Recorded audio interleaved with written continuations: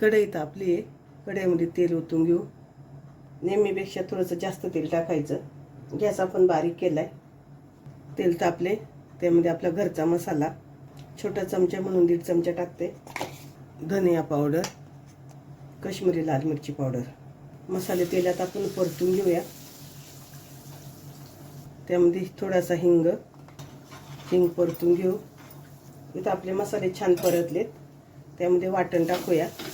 कांदा, खोबरं, लसूण आणि आलं, थोडीशी कोथिंबीर याचं वाटण आहे. परतून घेऊया आपण ते चांगलं. तुम्हाला सांगितल्याप्रमाणे हे वाटण मी 8 दिवसाचं करून ठेवते. घायच्या कामाला पटकन भाजी होते.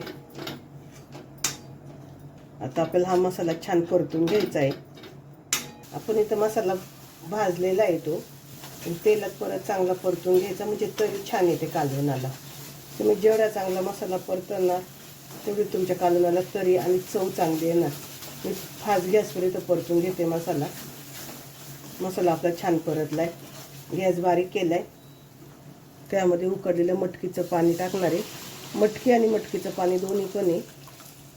पाणी ओतल्यानंतर मिक्स करून घेते मटकी.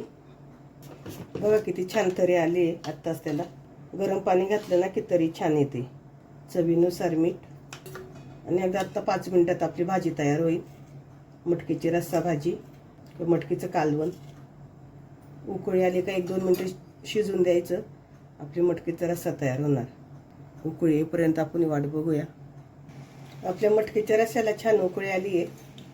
मटकी पण आपली मी पहिली शिजून घेतली होती, त्यामुळे छान शिजली आहे. तरी पण आली आपल्या मटकीच्या रश्श्याला. त्याच्यावर थोडीशी कोथिंबीर. इथं आपलं मटकीचं कालवण, मटकीचा रस्सा तयार आहे.